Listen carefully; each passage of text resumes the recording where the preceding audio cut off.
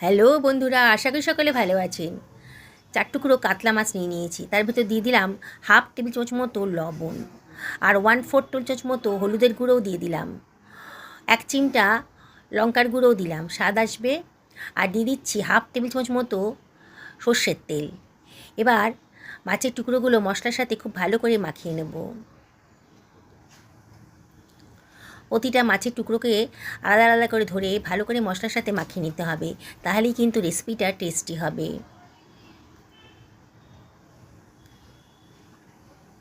এবারে এটাকে সরিয়ে রাখছি। একখানা লাউ নিয়ে নিয়েছি।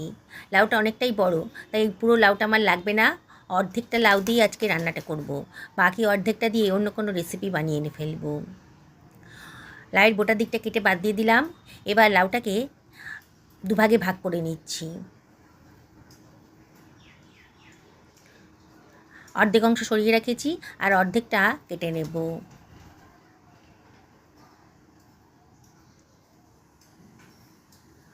বন্ধুরা, আজকে লাউ দিয়ে রান্নাটা করব। একেবারে নতুন ধরনের রেসিপি। আগে হয়তো এরম ধরনের রেসিপি আপনারা কোনো দিন খাননি। একবার যদি খান না, তাহলে কিন্তু আপনাদের বারে বারে এরম বানিয়ে খেতে ইচ্ছে করবে। লাউয়ের খোসাগুলো আমি কেটে বাদ দিয়ে দিচ্ছি।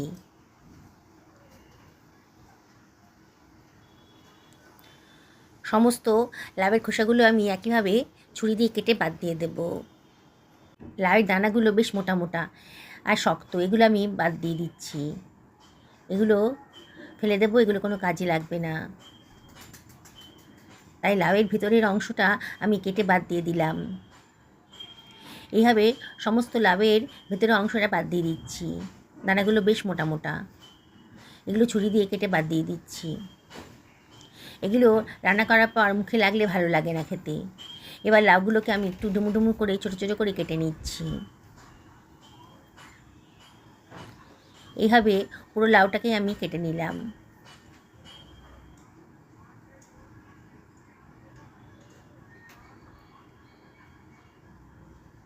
কাটা হয়ে গেছে। একটা পাত্রের ভেতর তুলে সরিয়ে রাখছি। আমি এখানে একটা ছোটো সাইজের পেঁয়াজ নিয়ে নিয়েছি। পেঁয়াজের খোসাটা কেটেও পেঁয়াজটাকেও আমি পাতলা পাতলা করে কেটে নেব।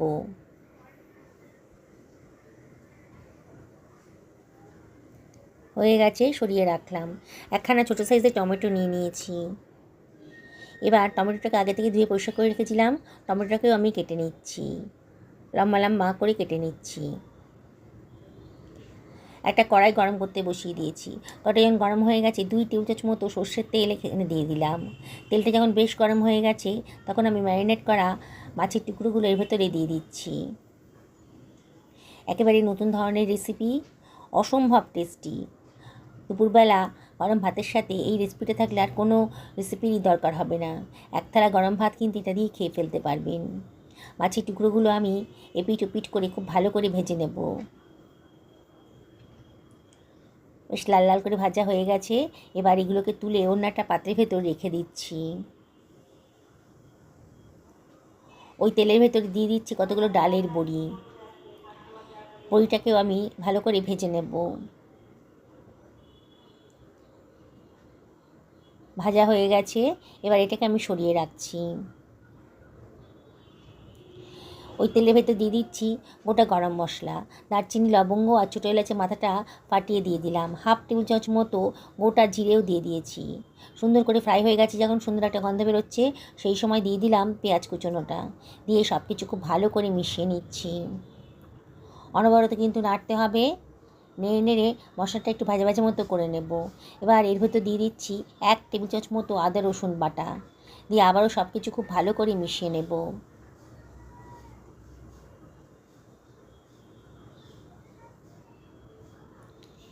এবারে এর ভেতরে আমি দিয়ে দিচ্ছি 1 টেবিল চামচ মতো লবণ, আর দিয়ে দিচ্ছি হাফ টেবিল চামচ মতো হলুদের গুঁড়ো।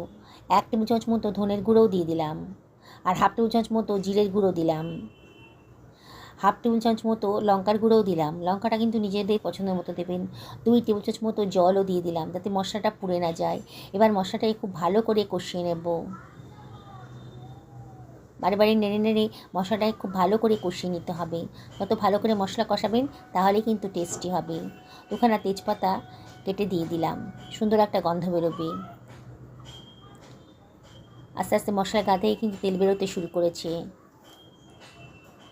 গ্যাসের ফ্লেমটা মিডিয়াম টু হাইতে করেছি আর অনবরত কিন্তু নাড়ছি। এবারে আমি এর ভেতরে দিয়ে দিচ্ছি কেটে রাখা লাউয়ের টুকরোগুলো। এবারে সব কিছু খুব ভালো করে মিশিয়ে নেব। গ্যাসের ফ্লেমটা আবারও হাইতেই করে দিয়েছি আর অনবরত কিন্তু নাড়তে হবে। যেসব বন্ধুরা রেসিপিটা দেখছেন অথচ এখন আমাকে সাবস্ক্রাইব করেননি, তাদেরকে আমি রিকোয়েস্ট করব আমার চ্যানেলটা সাবস্ক্রাইব করার জন্যে। পাশে থাকা বেল আইকনটা অবশ্যই ক্লিক করে দেবেন, তাহলে আমার রান্নার নোটিফিকেশানটা আপনার চটজলদি পেয়ে যাবেন। মিনিট খানেক ভালো করে নাড়াচাড়া করে লাউটাকে কষিয়ে নিলাম।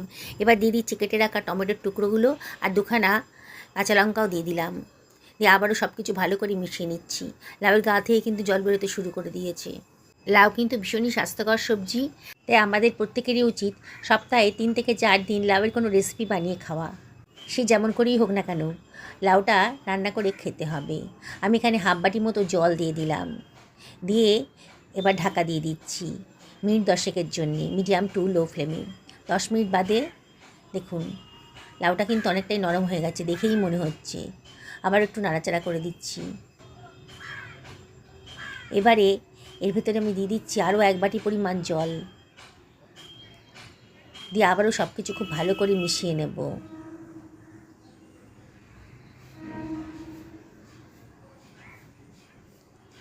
এবার ভেজে রাখা বড়ির টুকরোগুলো এবারেতে দিয়ে দিচ্ছি, দিয়ে আবারও একটু নাড়াচাড়া করে দিলাম। হাফ টেবিল চামচ মতো গরম মশলার গুঁড়োও দিয়ে দিলাম, খুব সুন্দর একটা স্বাদ আসবে। আর দিয়ে দিচ্ছি বেশ খানিকটা ধনেপাতা কুচি। সব কিছু আবারও খুব ভালো করে মিশিয়ে নেব। গ্যাসের ফ্লেমটা মিডিয়াম টু হাইতে রেখেছি।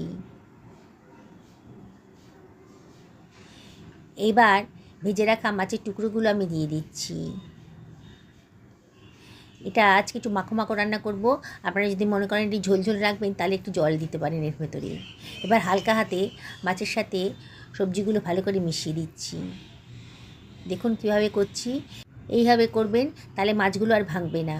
এবার ঢাকা দিয়ে মিনিট 5 একেবারে লো ফ্লেমে রান্না করে নেব। 5 মিনিট বাদে দেখুন আমার কিন্তু রান্নাটা কমপ্লিট হয়ে গেছে। দারুণ স্বাদের একটা রেসিপি আজকে তৈরি হয়ে গেল। গরম ভাতের সাথে খেয়ে দেখুন, না খেয়ে দেখলে তো বুঝতে পারবেন না এর স্বাদটা। আমি একটা সার্ভিং প্লেটে এটাকে সার্ভ করে দিচ্ছি। যেসব বন্ধুরা ফেসবুক থেকে রেসিপিটা দেখছেন তাদেরকে আমি রিকোয়েস্ট করবো আমার পেজটা ফলো করার জন্যে। দেখুন কতটা লোভনীয় হয়েছে, আর রান্না করার কোনো ঝামেলাই নেই। বললাম তো লাউ ভীষণই উপকারী, আর উপকারী লাউয়ের সাথে যদি প্রোটিন সমৃদ্ধ মাছ রান্না করেন তাহলে কিন্তু একই রেসিপিতে ডবল স্বাদ উপভোগ করতে পারবেন। দেখুন দেখেই বানাতে ইচ্ছে করছে তো, তাহলে দেরি করবেন না, আজকেই বানিয়ে ফেলুন। সকলে ভালো থাকুনই কামনা করি। আজকে ভিডিওটা এখানে শেষ করলাম, নমস্কার নেবেন।